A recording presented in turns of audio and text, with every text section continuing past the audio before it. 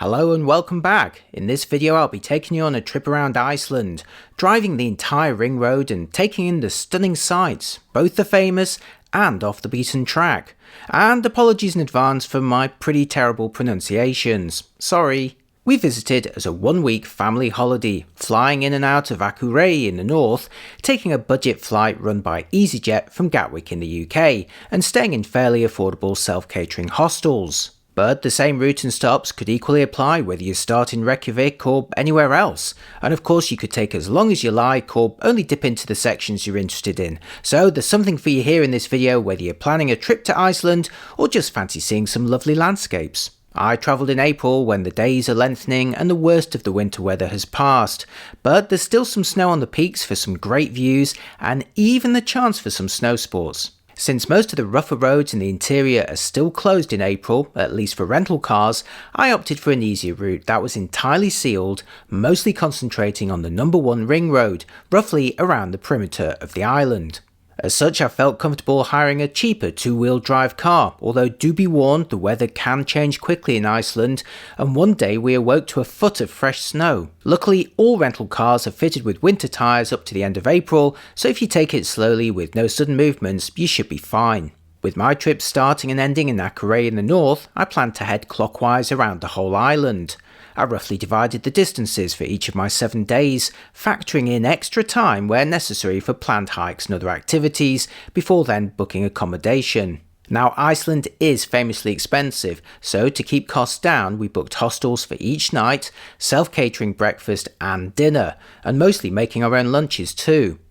All the places we stayed at were comfortable and also offered free Wi-Fi. That said, you are going to want some data for your phone, not least for the updated traffic information. I used an eSIM from Myvatn with 12GB of data for $12, which was more than enough, especially as the hostels again had Wi-Fi. I've got a link to the service I used in the description. I've also chapter marked each day so you can dip in and out to match your own schedule, but once again my trip started in Akureyi in the north and around lunchtime. With a solid afternoon of sightseeing ahead, I wanted to start my trip with a decent coffee, so I headed to Kaffi Stofan in the centre of town, and that's one of the few specialty coffee roasters on the island. It's located on the ground floor of Nonni Travel at one end of the main shopping street. Then for lunch I couldn't resist a local pilser or hot dog, going for the volcanic dart roll. Vegan options were also available at this place.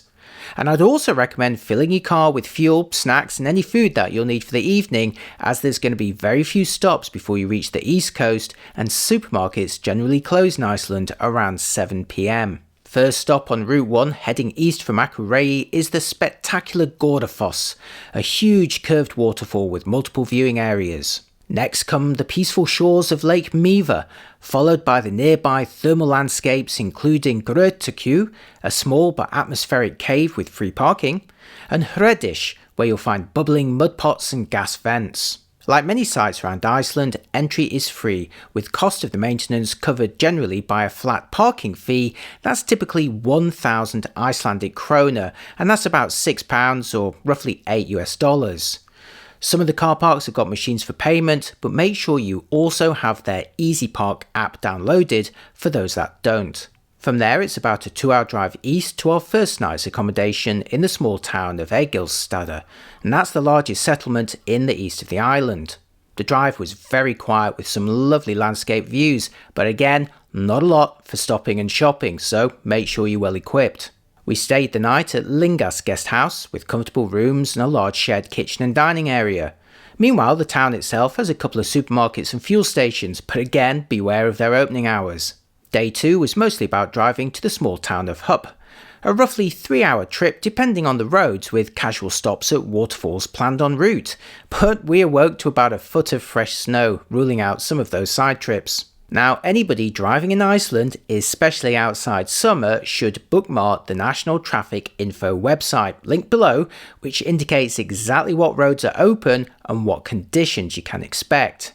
They also usefully tell you how many cars have passed through recently. That webpage informed us that all the roads to Hofn were covered in snow that day, but the least blocked one turned off from Route 1 and took the 95 and 939 instead. The visibility was poor at times, but if you take it slow and steady, it's still well within the capabilities of most two-wheel drive cars, especially ours fitted with the winter tyres.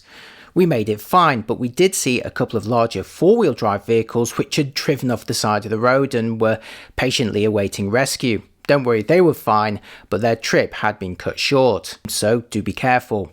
The beauty of the 939 road is you'll pass Folaldafoss, another beautiful waterfall in gorgeous surroundings. In fact, this entire stretch of road south before rejoining Route 1 was one of the most scenic on our trip and one that I'd highly recommend. I really loved these quieter areas of East Iceland. That evening we stayed at the old Airline Guesthouse in Hofn, a lovely house with very nice rooms, a small kitchen but a large communal dining and lounge area and with big views of the sea. Hofn also has supermarkets and fuel, but again, beware of those opening times. Day 3 would take us westward to Vik, stopping off at some of Iceland's most famous sites en route. We started early as it was going to be a busy day ahead with an afternoon hike planned. Roughly 1 hour's drive from Hofn, you'll reach the glacial lake of Jokulsarlon with Diamond Beach nearby. Again, free entry and a 1,000 krona parking fee that applies to both sides of the lake. Loads of tourists arrive from Reykjavic in the west, so if, like us, you've come from the opposite direction in the east, it can be a bit of a shock to suddenly see so many people and vehicles in one place. But Jokulsarlon is absolutely stunning, with icebergs floating right past you out to the sea, while on Diamond Beach on the other side of the road, you can go right up to those which have washed ashore onto the black volcanic sand. Then it's about a 45-minute drive west to the Svíðsfell's Glacier and the surrounding Skaftafell National Park. Now there's several official places where you can park up and make a short hike near to the glacier's face, but do not attempt to walk on it without an official tour. We decided to also view it as part of a hike from Skaftafell Park, which has got plenty of routes depending on your time and ability. We took the S5 and S6 route upwards for a commanding view of the glacier and also the chance to document its receding face from a marked location. We then looped around and took a short side hike to the famous Svartifoss waterfall. This is also accessible via a shorter route from the base, so it's inevitably busy with tourists clambering all over the rocks, but it's still well worth seeing. Our whole route took us a couple of hours. From Skaftafell, it's about an hour and a half drive west to Vik, another small town that's a popular base for nearby tours. As such, it can be rather busy and expensive, so we stayed a few minutes drive outside of the town at Guesthouse Reynir, in a small settlement with a nice rural feel. This guest house was one of the more expensive on our trip, but again was very comfortable with a decent sized kitchen, dining area and a nice outdoor deck with lovely views of the coastal scenery. It's also only a few minutes drive from one of the black sand beaches where you can view rocky stacks jutting from the sea.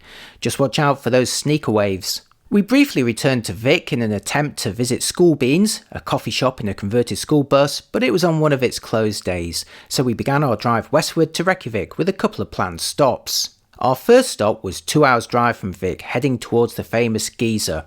This involves turning off the ring road and heading into the interior on routes 30 and 31. But due to them providing access to some of Iceland's biggest sites, these are fully paved and easily accessible with a two-wheel drive vehicle, at least up to the Geysir itself. After that, the roads become unsealed and you cannot drive on them at certain times of year with certain vehicles. But we had plans for lunch at Fridheimar, a restaurant located inside a complex of greenhouses that grow most of the tomatoes in Iceland. Here you can eat or drink all manner of tomato-based meals and drinks, but the star of the show is their famous tomato soup, and it's proven such a sensation they've got several means of enjoying it. Most famously, you can book a table in the restaurant that's inside the greenhouse itself, where you can treat yourself to an all-you-can-eat buffet of delicious soup and homemade bread, topped off by homegrown basil. In April 2025, this cost us 3,460 krona per person. That's about £20 or $30 and an absolute bargain for Iceland when you can easily spend more than that on just one pizza or burger. You will, however, need to book a few days in advance though, but if it is full when you try, you may be able to still enjoy a single serving of soup and bread by the bar in the same greenhouse and at a lower price. There's also a smarter looking restaurant in another building with a more extensive menu, but for me it's all about eating in the greenhouse where they grow the actual tomatoes. So after stuffing our faces with soup and bread, we briefly joined the tourist circuit, heading up to Geysir, then returning to the ring road via Keri crater. We deliberately passed through the small town of Selfoss en route to Reykjavic for a quick stop at a famous hot dog shop, which specialised in deep fried sausages. From here it was roughly 1 hour to the capital, and again after the almost deserted north and east parts of the island, it can be a bit of a surprise to suddenly find yourself in traffic. We stayed at Freyja Guesthouse and Suites, an upmarket hostel at a great price. It's literally overlooking the famous Hallgrímskirkja church with great views from the communal lounge in the converted loft. Meanwhile, the room itself was very comfortable, and while the kitchen was fairly small, it was very well equipped, and the owner also leaves generous glasses of mango smoothie in the fridge for every guest. Cheers! Reykjavic is of course the largest and busiest city in Iceland, and with many tourists basing themselves there and taking bus tours, is unsurprisingly packed with visitors and school groups. But if you want to hang out with the locals, I can highly recommend visiting one of the public pools. I went to Vesturbæjarlaug, a public pool with multiple thermal baths. Way cheaper and much more authentic than a trip to the Blue Lagoon with all of those tourists. And if you're after a decent coffee, check out Reykjavic Roasters, and be sure to also check out nearby Broad & Co., a superb bakery just down the road from the church. And if you're staying at Freyja, you'll even get a discount code. Now, we'd visited Reykjavic before, so after a quick wander in the morning, we headed out north towards the Snæfellsnes Peninsula, a roughly 2.5 hour drive. We were aiming to spend a couple of hours that evening photographing the famous Kirkjufell mountain at sunset with the picturesque waterfalls nearby, but we actually arrived by the mid-afternoon, giving us some time to explore the northern coast of the peninsula. We first checked into Kirkjufell Guesthouse, our hostel for the night, and just a couple of minutes outside the small town of Grundarfjörður.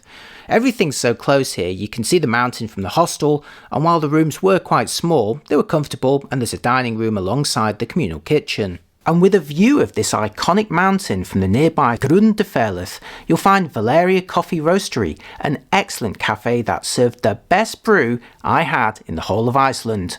The peninsula itself is a rugged and spectacular place with loads of neat things to see, including a shipwreck on the beach near to Riff towards the far western side. But sunset was approaching, so we returned to the hostel, cooked a quick dinner, then headed back to the mountain for some photos. As a well-known location from Game of Thrones, there'll always be a steady stream of visitors here, but after the vans and coaches have left in the high season, you'll be left with those who are staying nearby. And as one of our darkest locations, we also decided to hang around in our car until later in the evening in the hopes of catching some aurora, and around 11 PM we were rewarded with a stunning display for about an hour. These are all 10-second exposures, by the way, taken with my camera, although even with a phone they look pretty good. We actually spotted some faint aurora in Reykjavic the night before, so it is always worth checking the sky before bedtime. Just don't expect to see much activity until it's become pretty late, and you'll of course need a clear and dark sky. The next morning we decided to explore the coastline of the peninsula, taking in the sights en route. Our first stop was the Kiss Me sign by the Rainbow Road in Ólafsvík. Then, since we'd already seen the shipwreck at Riff, it was on to Saxholt crater on the western side, one of the rare locations where you didn't need to pay to park. It's a short climb up to the rim with some nice views, and it was in stark contrast to the heaving crowds at Keri crater on the Golden Circle route earlier. Next stop was Lóndranga, with dramatic rock formations in the sea and cliffs packed with seabirds.